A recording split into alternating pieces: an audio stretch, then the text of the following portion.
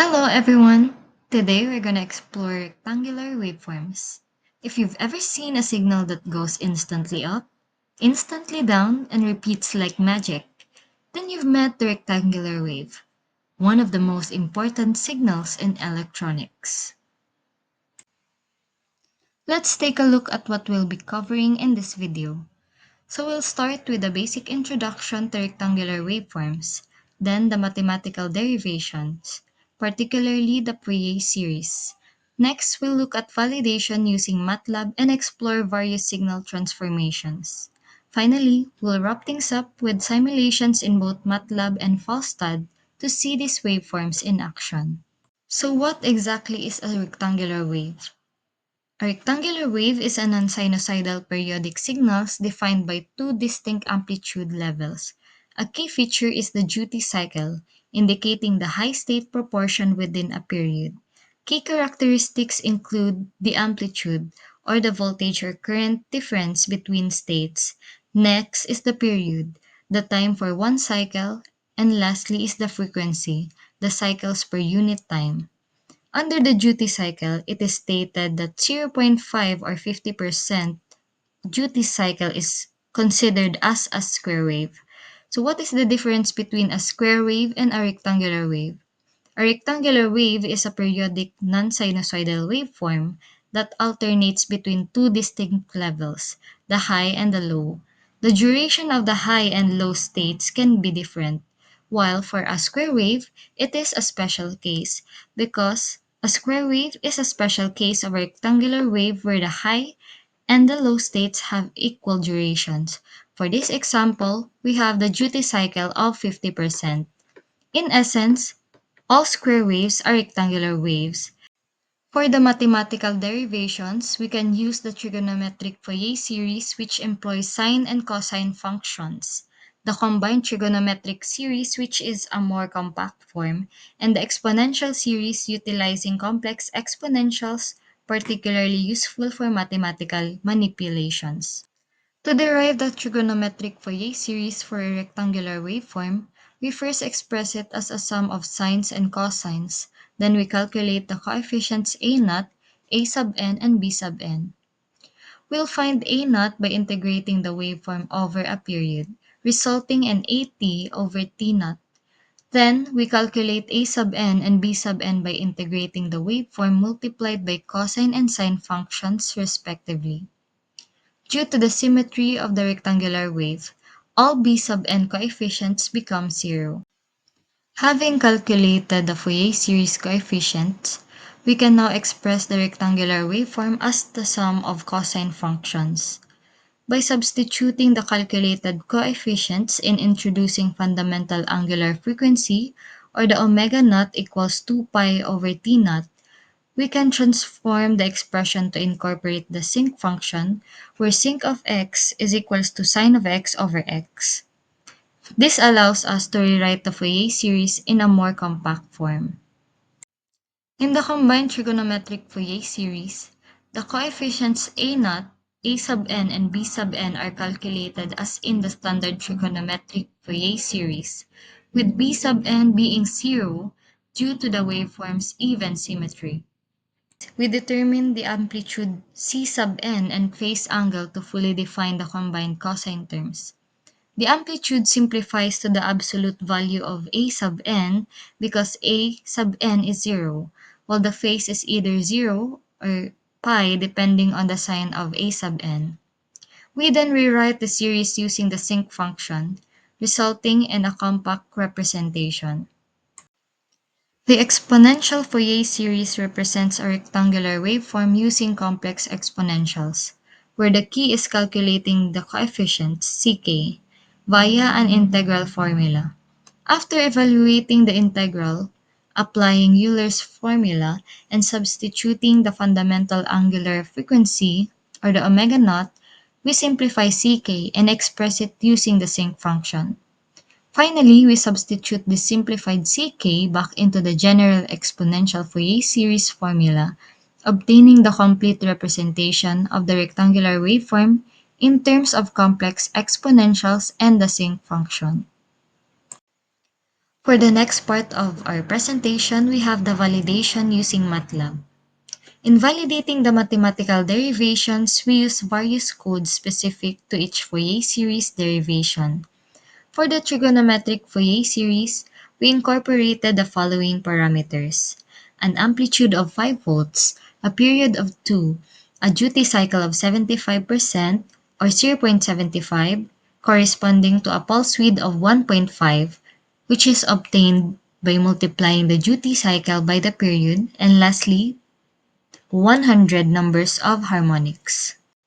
Same parameters are used in plotting the combined trigonometric and exponential Fourier series, but using their specific derivations based on what we derived from the previous slides.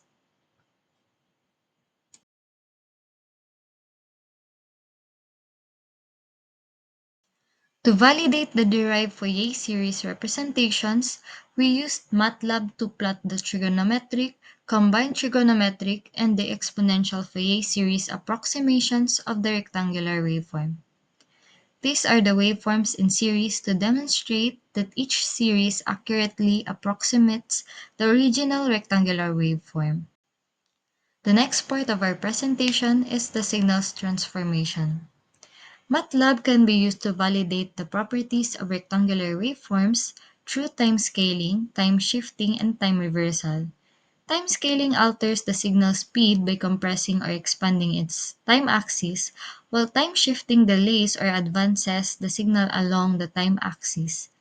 Time reversal, also known as folding, flips the signal horizontally, creating a mirror image in time. These operations can be easily implemented and visualized in MATLAB. So later on, we will be doing a verification about how these transformations will affect the rectangular waveform. So like the time-based signal transformations we discussed a while ago, rectangular waveforms can also undergo several amplitude-based signal transformations, including amplitude reversal or the polarity inversion, which flips the signal vertically.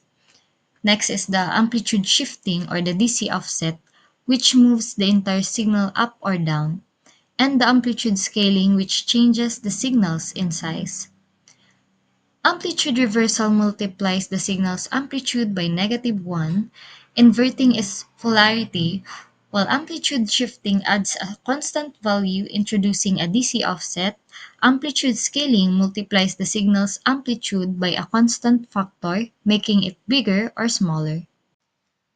In order to observe the behavior of the signal transformation we discussed from the previous slides, we used several key blocks in MATLAB Simulink. To implement time and amplitude transformations, gain blocks are employed for scaling, add blocks for shifting, and each transformed signal is then connected to a scope block, enabling visual comparison and verification of the effects of each transformation on the original waveform. So the first scope of our MATLAB Simulink model shows the comparison between the original waveform and the time reversal. The top plot displays the original rectangular waveform in yellow, while the bottom plot shows the time reversed version in blue. Notice how the waveform in the bottom plot is flipped horizontally compared to the original, demonstrating the effect of the time reversal. For the second scope of our MATLAB Simulink model, we have the time shifting. The top plot shows the original waveform in yellow, and the bottom plot displayed the time-shifted waveform in blue, demonstrating a horizontal shift compared to the original, indicating a delay or advance in time. For the third scope in our MATLAB Simulink model, we have the time scaling. The original waveform is once again shown on top, while the time-scaled waveform is displayed in blue at the bottom. The time-scaled waveform demonstrates a change in the signal speed compared to the original waveform. In our case, we can see that the bottom waveform is speeding up because the time axis is compressed. The fourth scope in our MATLAB Simulink model is for the amplitude reversal. The original waveform is displayed in yellow on top, while the amplitude reversed waveform is shown in blue below. Note that the amplitude reversed waveform is flipped vertically compared to the original, demonstrating the inversion of the signal's polarity. The fifth scope in the MATLAB Simulink model is for the amplitude shifting. The original waveform is shown in yellow on the top plot, while the amplitude shifted waveform is displayed in blue at the bottom plot. So by adding a constant value to the signal's amplitude, the entire waveform in the bottom plot is shifted upwards. It demonstrates the introduction of a DC offset. The last scope in our MATLAB Simulink model is for the amplitude scaling. The original waveform is again on top, while the amplitude scaled waveform is displayed in blue at the bottom plot. So by multiplying the signal's amplitude by a constant factor, the amplitude scaled waveform demonstrates an increase in magnitude compared to the original, effectively making the signal larger. So for the last part of our presentation, we have the Falstad simulation. So in our final demonstration, we transition from the MATLAB and Simulink to a Falstad simulation. It is to compare the characteristic of a generated rectangular wave with our earlier results. So this Falstad simulation uses a 555 timer IC configured in a stable mode along with resistors 10 kiloohms and 20 kiloohms and a capacitor of 100 nanofarad to produce a continuous rectangular waveform. So as you can see, the simulation scope displays the generated rectangular wave with a maximum amplitude of approximately 5 volts and a duty cycle of 75%, mirroring the types of waveforms we analyzed previously. And that brings us to the end of our exploration of rectangular waveforms. I hope you found this video informative and helpful. And if you enjoyed this video, please give it a like. Thanks for watching.